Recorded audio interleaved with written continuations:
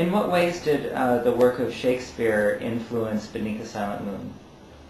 Shakespeare's an important influence on me and on the series. I mean, Charles and Melanie share a love of Shakespeare and often talk to each other in Shakespeare quotes.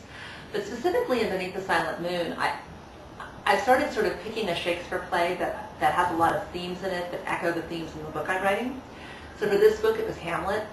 There's a lot of father-son issues. There's a lot of a young man growing up, coming to terms with power and family relationships. And then there's the fact that it takes place in the country around midsummer, and there are a lot of couples losing and finding each other. And the title, I think, Beneath the Silent Moon, has a lot of Midsummer Night's Dream echoes in it. The title was actually my agent's, but I really like it. There's a lot of echoes of Midsummer Night's Dream. And then when I was inventing the secret organization, I actually called it the Elsinore League at first as a sort of, I meant to change the name. It was kind of an in-joke for me because Hamlet was so important in the book. And then as I wrote, I realized the name really fit the organization, and I kept it. So, yeah, so there's definitely, I'd say both Hamlet and Midsummer Night's Dream were strong influences on me in writing the book. How does the name the Elsinore League fit the league? Without giving away too many spoilers, they're a group about power. They're a group about indulging in various forms of excess,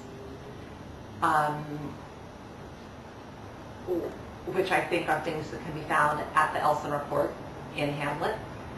They're a group about intrigue and secrets.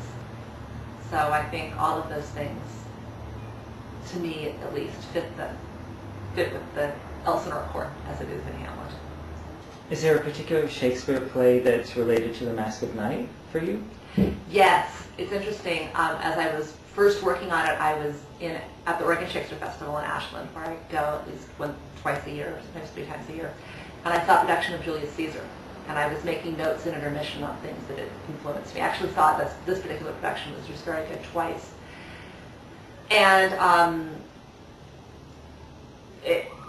Julius Caesar's a lot about power and changes in power and the role of violence in affecting political change. And that's very important in Mask of Night. So there's a whole thread in the book where different characters ask each other, well, Charles and Melanie started, who do you identify with in Julius Caesar?